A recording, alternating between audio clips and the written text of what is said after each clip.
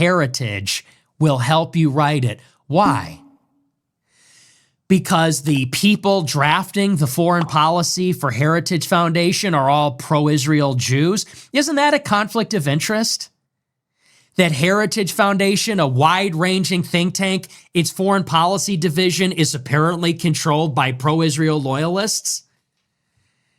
So when the conservative think tank writes its foreign policy for the United States, the global empire, it's controlled by pro-Israel people. They're going to help craft the apology to Jews and Christians. Okay, let's stop right there.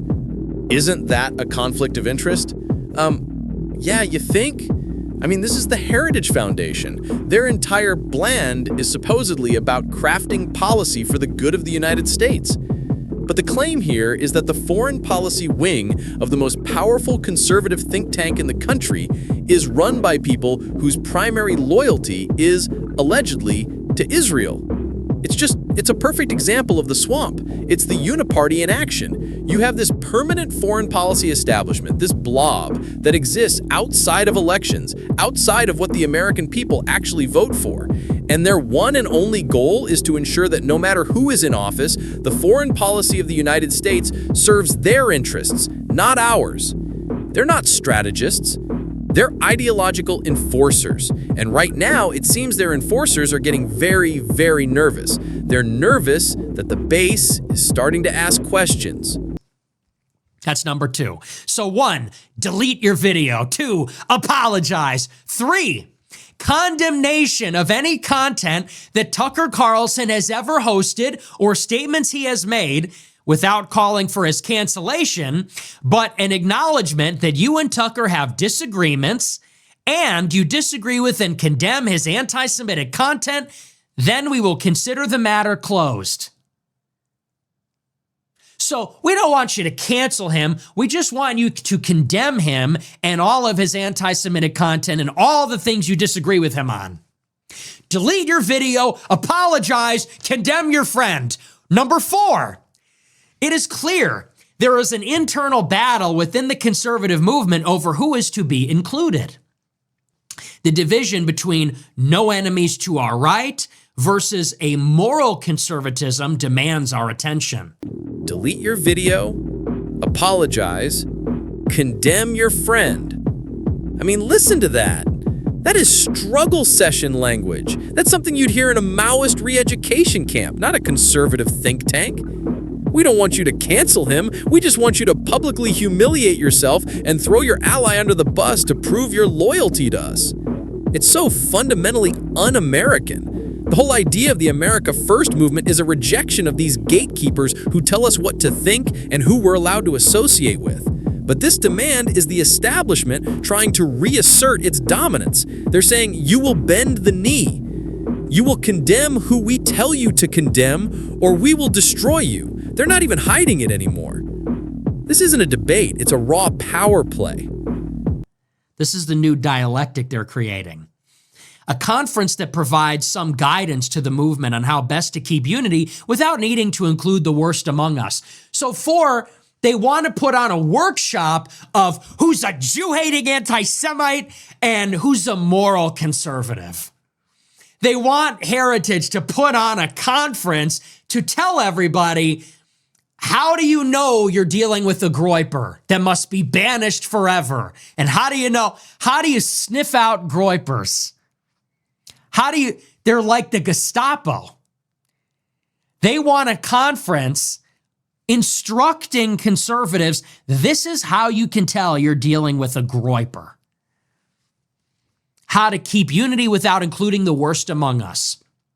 Number 5, you pointed out repeatedly that we face a challenge in reaching disenfranchised young men caught in the spell of Nick Fuentes and others. It's a spell. Everyone really desperately wants a war with Iran.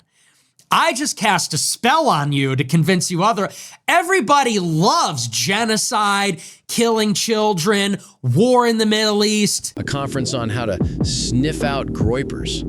It's almost funny if it weren't so creepy. They literally want to run an ideological witch hunt.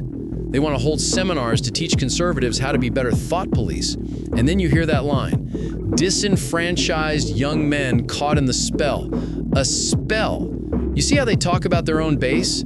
To them, you don't have legitimate grievances. You couldn't possibly be against endless foreign wars because you've seen the cost. No, that's impossible. You must be under a spell. You're just a poor, dumb, unemployed kid who's been hypnotized. It is the most condescending, elitist, out-of-touch garbage I have ever heard. They cannot fathom that young people are rejecting the establishment's priorities on their own. So to them, it has to be a spell. It's the only way they can process it without their worldview completely shattering. We love being humiliated ritualistically. We love our politicians kissing the wall. It's just that I'm cynically manipulating you. Oh, look, down on his luck, young white man. He's mad because he doesn't have a job. Ha ha ha ha ha. I'm going to convince him that war with Iran is a bad idea. If he had a job, he would never agree with this. So number 5, he says, I'll continue.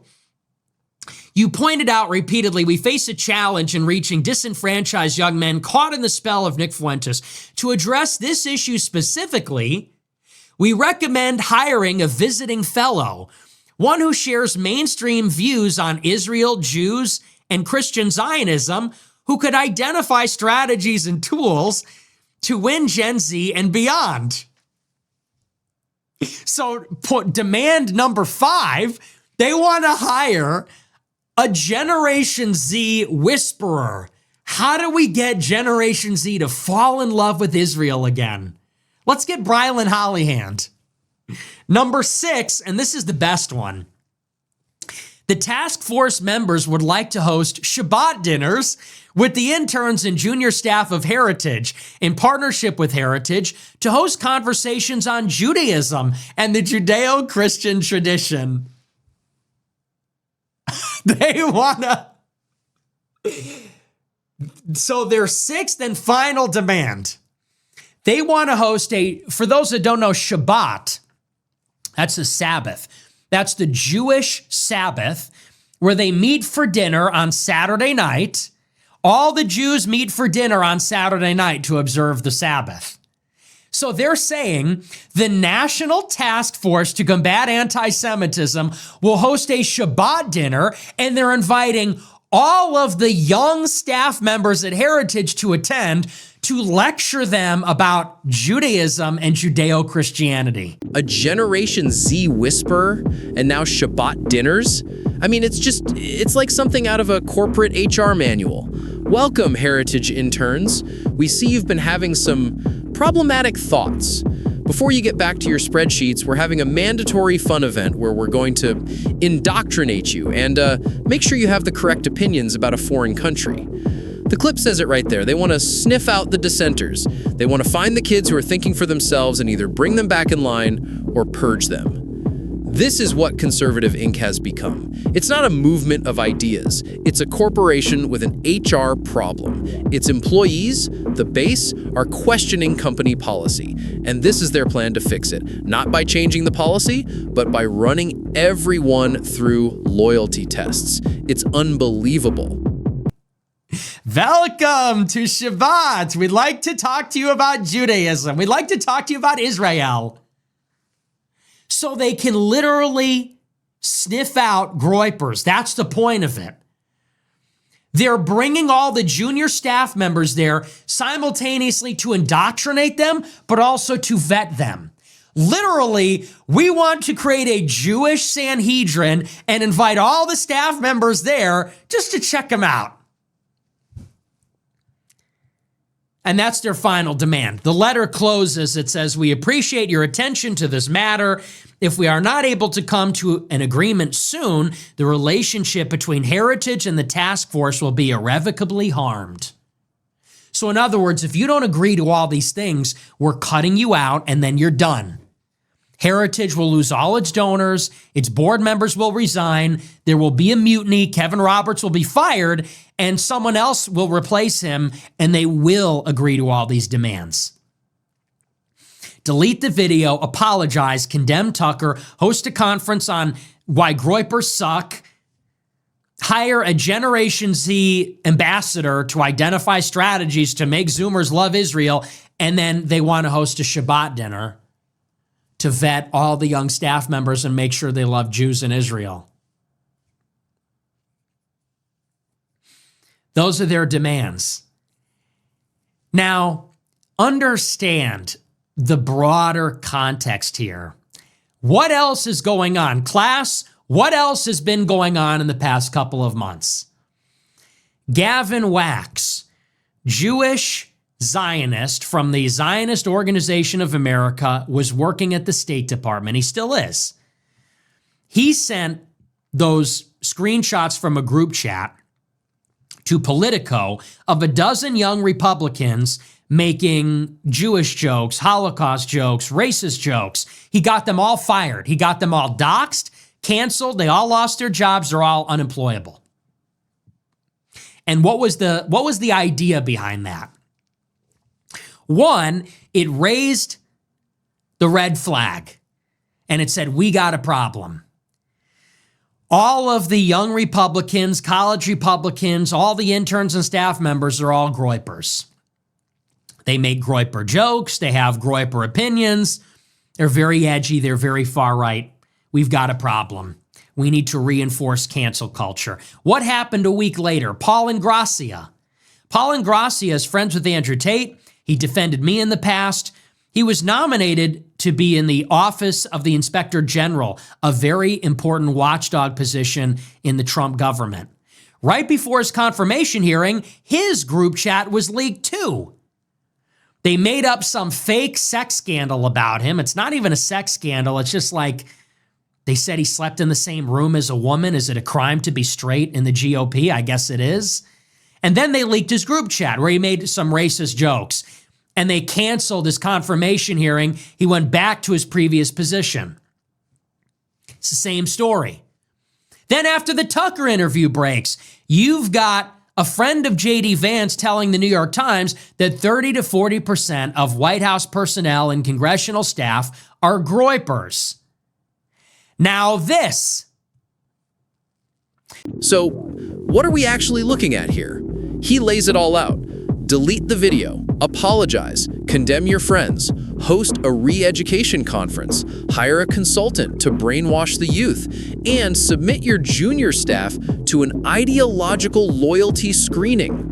This isn't about fighting anti-Semitism. Let's be very clear about that. This is about using the accusation of anti-Semitism as a political weapon, a nuclear bomb, to enforce compliance within their own ranks.